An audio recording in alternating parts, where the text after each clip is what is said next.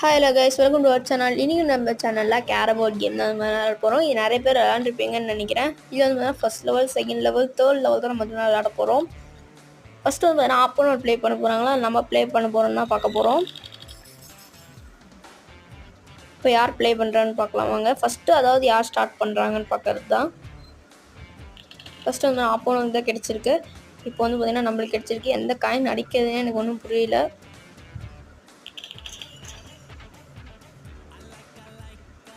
அடுத்தது நான் வந்து பார்த்தீங்கன்னா இந்த மாதிரி கேரம் போர்ட் கேமில் இப்படி கூட விளாட்லாம்.